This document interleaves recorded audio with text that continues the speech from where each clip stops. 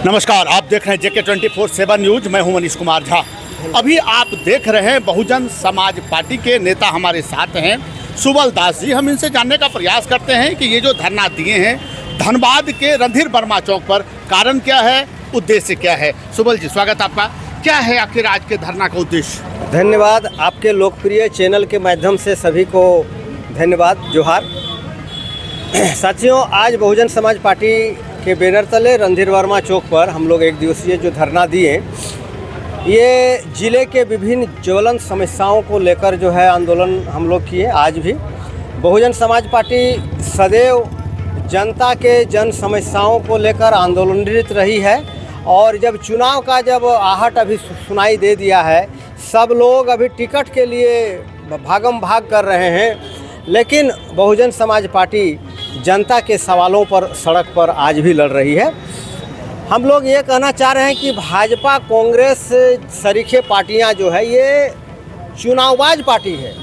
ये लोग को केवल तिकड़मबाजी करके चुनाव जीतना भर ही होता है और यही कारण है कि धनबाद जैसा जिला क्षेत्र से लोग पानी के लिए ललायित हो रहे हैं। जी हाँ, पीने का पानी के लिए ललायित हो रहे हैं। झरिया के लक्ष्मी कोलियारी के जो है कि दर्जनों निवासी यहाँ पर पीने का पानी के सवाल को लेकर यहाँ पहुँचे हुए हैं। आप देख रहे हैं कि सरकार तो यहाँ आनन फानन में घोषणा कर देती है कि निजी क्षेत्र में 75% रोजगार जो है मिलेगा, लेकिन सच्चाई इसका उलट है। धनबाद जैसा कोयला नगरी में जो है कि मालामाल अगर कोई हुआ है और मस्त कोई है तो यहाँ के जनप्रतिनिधि है। यहाँ के जनता को कुछ नहीं मिल रहा है। स्थानीय लोगों को रोजी रोजगार के लिए जो है पलायन होने के लिए मजबूर होना पड़ रहा है। दूसरी बात आप देख रहे हैं गोविंदपुर अंचल का, यहाँ पर जो है सरकारी ज़मीन पर लूट अभी भी जारी है।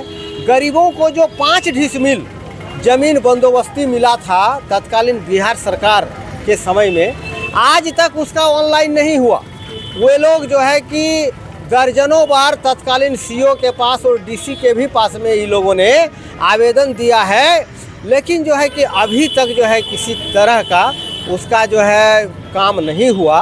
हम कहना चाह रहे हैं कि ऐसे पूरे आप देखिएगा सभी क्षेत्रों में गरीबों को तत्कालीन बिहार सरकार के समय में ज़मीन मिली थी बंदोबस्ती का, और वो ज़मीन का वो लोग राजस्व देना चाहता है, माने रेवेन्यू देना चाहता है, लेकिन ये लोग ले नहीं रहे हैं, जिसके चलते में सरकार को लाखों करोड़ों रुपया का नुकसान हो रहा है। सुबल जी, सवाल ये है कि आप कह रहे हैं कि अभी चुनाव का वर्ष चल रहा है, चुनाव का दौर चल रहा है, कांग्रेस और बीजेपी दोनों पर आप आरोप लगा रहे हैं। बहुजन समाज पार्टी धनबाद को क्या देने जा रही है? क्या कोई कैंडिडेट यहाँ खड़ा करने जा रही है जो चुनाव लड़ेगी?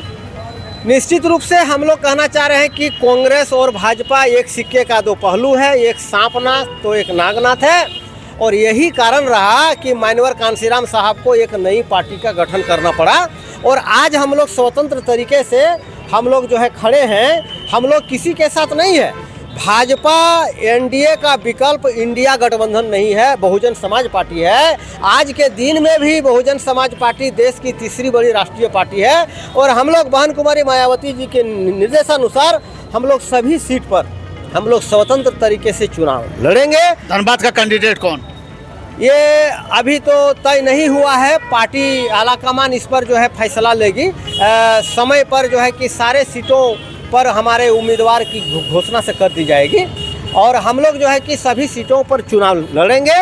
और जो जनप्रतिनिधि जनता को ठगा है, आज आप देख रहे हैं जिसके लिए यहाँ पर लोग का आक्रोश है, तो जनता इस चुनाव में उन्हें जो है कि सबक सिखाने का काम करेगी। और विकल्प के रूप में सिर्फ और सिर्फ बहुजन समाज पार्टी है, ये भी जो है कि स्थापित होगी। केंद्र में हमारी सरकार बनेगी और तभी जाके लोगों का समस्या का समाधान भी होगा।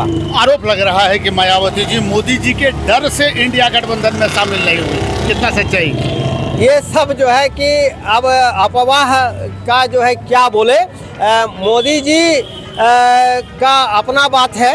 अभी जो है कि मोदी जी का अगर बात करें तो उन्होंने जितना वादा किया था, क्या एक भी वादा को उन्होंने पूरा किया? एक भी वादा का पूरा नहीं किया। उन्होंने भ्रष्टाचार खत्म करने का बात कहा था। आज चहूँ और भ्रष्टाचार से आप देख रहे हैं कि माने छोटा से छोटा काम गरीब का एक भी काम जो है कि बिना पैसा दिए नहीं होता है। उन्होंने कहा था महंगाई हम घटाएंगे, काला धन हम वापस लाएंगे, एक भी नहीं हुआ। जो है कि लोगों को जो करोड़ों बेरोजगारों को रोजगार देने का जो उन्होंने वादा किया था, ऐसा कुछ नहीं जो है कि हुआ। तो उनकी तो बात ही कुछ अलग है। आज अगर यदि मोदी जी अगर मजबूत होते, भाजपा अगर मजबूत होते, तो आज जो है कि उनको 26-36 जो है कि पार्टी को लेकर जो है कि गठबंधन बनाने की आवश्यकता नहीं होती। पिछले चुनाव का बात करें तो कहाँ कमजोर रहे, क्योंकि झारखंड में एक भी सीट बहुजन समाज पार्टी को नहीं आया।